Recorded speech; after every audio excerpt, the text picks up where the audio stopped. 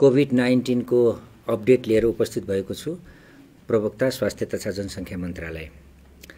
आजको पहिलो अपडेटमा हामी यो ल्याब परीक्षण नमुना परीक्षणको अपडेट गरौँ। आज हाम्रो कुल राष्ट्रिय जनस्वास्थ्य प्रयोगशालामा भएको परीक्षणको सङ्ख्या 1277 छ। 100 भन्दा बढी प्रतिदिन केसहरू भइराखेका छन्। त्यसैगरी प्रदेशमा धरानको बीपी कोइराला स्वास्थ्य विज्ञान प्रतिष्ठान र पोखराको पोखरा स्वास्थ्य विज्ञान प्रतिष्ठान सँगसँगै अहिले हेटौडा, जनकपुर, सुर्खेत र धनगढीमा पनि परीक्षण सुरु भएको छ। आज धरानमा 39 केस, जनकपुरमा 5 नमुना परीक्षण, हेटौडामा 5, पोखरामा 19, सुर्खेतमा 7, धनगढीमा 4 वटा परीक्षण भएको छ। बुटौलमा जडान कार्य सुरु भइरहेको अवस्था छ। यसरी हामीले प्रतिदिन चाहिँ अहिले यसको नमुना परीक्षणको दायरा बढाउँदै गर्दा धेरैजसो केसहरू चाहिँ हामीले समेट्ने प्रयास गरिरहेका छौँ र अहिले उपत्यका भन्दा बाहिर पनि यो परीक्षण चाहिँ सुरु भएको छ। अर्को अपडेटमा आइसोलेसनको कुरा गरौँ। आज नेपालभर 120 जना आइसोलेसनमा हुनुहुन्छ। उपत्यकामा 15 जना र उपत्यका बाहिर 105 जना। प्रदेशभरिमा हामीलाई प्राप्त जानकारी अनुसार 120 जना कुल आइसोलेसनमा हुनुहुन्छ कोभिड-19 को सम्भावित संक्रमणमा। कन्ट्याक्ट ट्रेसिङको कुरा गर्दाखेरि पछिल्लो केस 6औं केसको कन्ट्याक्ट ट्रेसिङ सुरु भइसकेको छ। हाम्रो टिमले चाहिँ त्यो काम गरिरहेको अवस्था छ। हालसम्म संक्रमित केस जम्मा 5 वटा हो। एउटा निको भएर गइसकेको बाहेक कुलमा 6 वटा। यो 5 वटामा आइसोलेसनमा उपचार भइरहेको टेकुमा 2 वटा, बागलुङमा 2 वटा र धनगढीमा 1 वटा छ। सबै संक्रमितहरूको स्थिति सामान्य छ। कल सेन्टरको अपडेट दिन चाहन्छु। हाम्रो 2 वटा कल सेन्टर हो हटलाइन 1115 र 1133। ती दुईटामा मिलाएर जम्मा 3502 वटा जिज्ञासाहरू हामीले चाहिँ एड्रेस गरेका छौँ। हाम्रो यहाँलाई मैले पहिला पनि जानकारी गराएको थिएँ। मोबाइल एप्समा नयाँ वेबसाइट covid19 mohp.gov.np को वेबसाइटमा मानिस आफैले संक्रमण छ कि छैन भनेर लक्षण चाहिँ क्लिक गर्न सकिने अवस्था छ।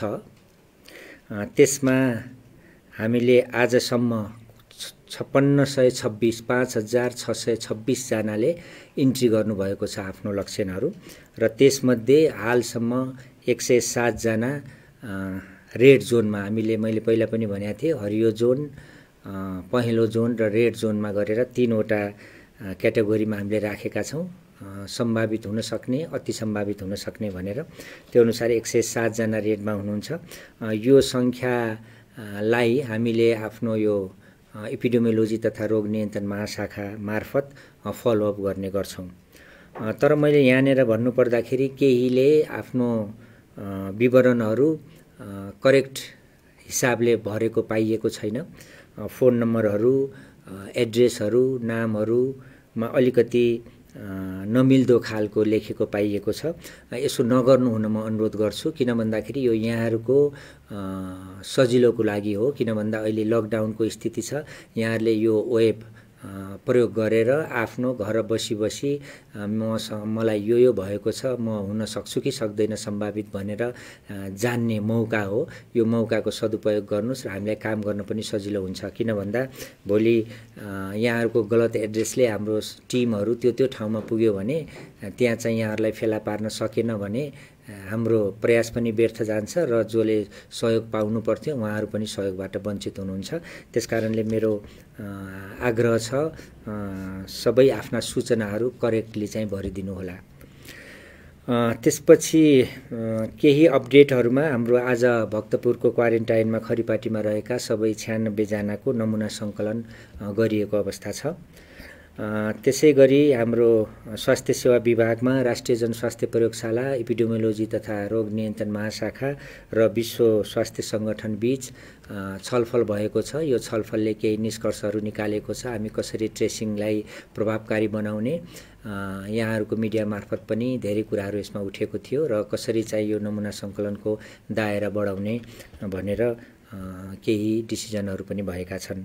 त्यसै गरी यो कैलाली र कञ्चनपुरमा 92 जनाको क्वारेन्टाइनमा रहेका व्यक्तिहरूको नमुना सङ्कलन गरिएको छ। उहाँहरूको चाहिँ नमुना अब परीक्षणको क्रममा छ। त्यसै गरी हाम्रो यो उच्च स्तरीय समिति CCMCमा विषयगत समूहहरू जो 4वटा छन्, मैले पहिला पनि यहाँहरूलाई जानकारी गराएको थिएँ। मेडिकल समूह, लजिस्टिक समूह, शान्ति सुरक्षाको समूह र मिडिया म्यानेजमेन्ट समूह गरेर 4 समूह छ।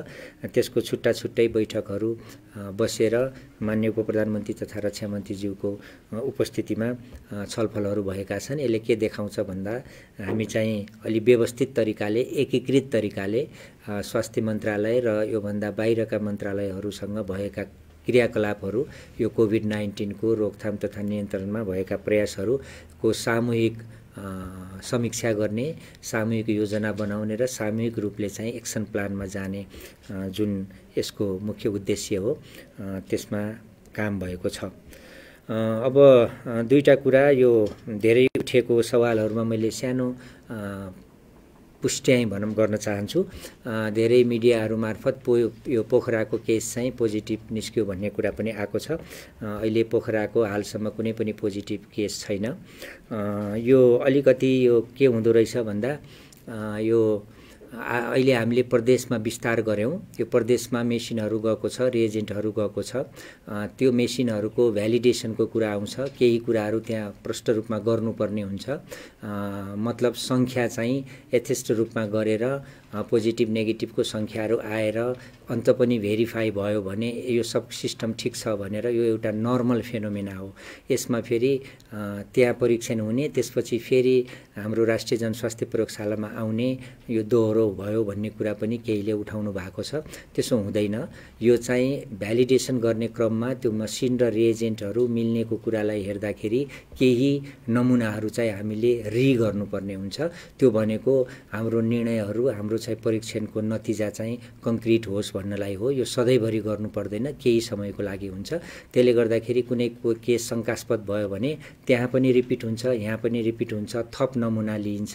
यो होल प्रोसेस भइसकेपछि मात्र हामीले रिजल्ट चाहिँ प्रकाशित गर्छौँ। त्यो हिसाबले आजसम्म त्यहाँ पोखरामा पोजिटिभ नआएको स्थिति छ। अर्को एउटा चाहिँ धेरै कमेन्टहरू आएको कुरा चाहिँ यो चिकित्सक स्वास्थ्य कर्मीहरू महामारीको बेलामा स्वास्थ्य सेवा विभागले एउटा निर्देशन, स्वास्थ्य तथा जनसङ्ख्या मन्त्रालयबाट अर्को निर्देशनको कुरा पनि धेरै सामाजिक सञ्जालमा आएको हुनाले म केही स्पष्ट पार्न चाहन्छु। यो चाहिँ अहिलेको महामारीको हिसाबमा सबैजना एकजुट हौँ, स्वास्थ्य कर्मीहरू सबै बिदामा नबसौँ, आफ्नो सकेको जति आफूले आफ्नो ठाउँबाट कामहरू गरौँ भन्ने यसको मूल उद्देश्य थियो। यो चाहिँ श्रीमान सचिवज्यूको स्तरीय निर्णय अनुसार हामीले त्यसलाई विभागबाट भएको अहिले चाहिँ यो काम नगर्नुहोला भन्ने आशयकोलाई अहिले चाहिँ बिदामा नबस्नु होला भन्ने आशय राखेर चाहिँ त्यो नोटिसहरू निकालेका थियौँ। यसमा चाहिँ कस्तो हुन्छ भन्दाखेरि अहिले यो महामारीको स्थितिमा सबैजनाले काम गरौँ आफ्नो क्षमता र आफ्नो ठाउँबाट। पछि जुन बेला हामी महामारीको बेलामा जुन आफ्नो क्षमता र आफूले पाएको कामको बाँडफाँड अनुसार नै काम गर्नेछौँ। यसमा कुनै पनि चिकित्सक स्वास्थ्यकर्मी साथीहरूले अन्यथा सोच्नुपर्ने स्थिति छैन, आफ्नो मनोबल गिराउनु पर्ने कुनै पनि स्थिति छैन। अहिले हामीले सबै सबैलाई उच्च मनोबलका साथ काम गर्नुहोस् भनेका हौँ। यसमा केही मिसअन्डरस्ट्यान्डिङ भएको भएले मैले चाहिँ त्यसमा स्पष्ट पार्न चाहेको विषय त्यो हो। त्यसले गर्दाखेरि आफ्नो क्षमता र आफूले भ्याएसम्म आफ्ना कामहरू आफ्नो तरिकाले गरि पनि राख्नु भएको छ, त्यही अनुसार नै गर्नुहोस् भन्ने हो। बिदामा बस्ने वा सामूहिक रूपमा एउटा चाहिँ सबैलाई ब्ल्याङ्केटली भन्दाखेरि अहिले आफ्नो स्थान नछोड्नुहोस्, बिदामा नबस्नुहोस् मात्र भन्न खोजेको अवस्था हो। त्यसले गर्दाखेरि यसलाई मैले यसरी स्पष्ट पारेँ। अब मसँग केही नयाँ कुरा अहिलेलाई छैन। अन्तिममा चाहिँ अब यो अहिले चाहिँ हाम्रो पिपिईको पर्याप्तता र यो जुन हिसाबले सामाजिक सञ्जालमा पिपिईको प्रयोगको पनि एउटा भनौँ न डेमोको हिसाबले अलि धेरै डेमो भयो जसरी आएको छ, त्यो चाहिँ नगरिदिनु हुन अनुरोध गर्दछु। किनभने पिपिईको यसै पनि सर्टेज छ, जति ल्याए पनि सर्टेजै हुन्छ। किनभने हामी केही महामारी हुनसक्छ भनेर बसिरहेको छौँ, हामीलाई पछि धेरै कुरा चाहिन सक्छ। त्यसले गर्दाखेरि त्यस्तो कुराहरू नगरिदिनु अनुरोध गर्छु। र अरूलाई पनि यो हाम्रो चाहिँ स्वास्थ्यकर्मी चिकित्सकहरूको मनोबल गिर्ने गरी कसैले पनि कामहरू नगरिदिनुहोस्, हामी सबै मिलौँ, एकजुट हौँ भन्न चाहन्छु। अनि केही हिसाबमा यो निजी अस्पतालहरूको पनि कुराहरू आइरहेछ, हामी हरेक दिन सहकार्यमै छौँ। अब यो स्थिति पनि नआओस् कि अहिले हामीले, मैले हिजो पनि जानकारी गराएको थिएँ, यो हाम्रो यो साउथ इस्ट एसियाको WHO को एउटा यो भर्चुअल कन्फरेन्स भएको थियो। त्यहाँ पनि धेरै कुराहरू यो पिपिईको र सर्टेज र यसको कुराहरू आएको छ।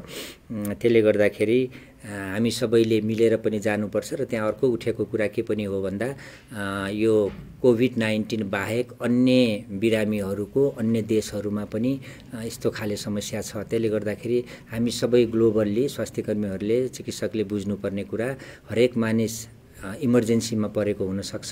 त्यो हरेक किसिमको इमर्जेन्सी चाहिँ अहिले हामीले हेरिदिनुपर्छ। नियमित कुराहरू मात्रै केही समयलाई थाती राखौँ भनेको हो। त्यो हिसाबले हरेक अस्पतालहरूले यो जुन अहिले केही कुराहरू आइरहेछ त्यो चाहिँ दोहोरिने छैन भनेर म विश्वास गर्दै आजको चाहिँ यो अपडेट यही समाप्त गर्छु। धन्यवाद।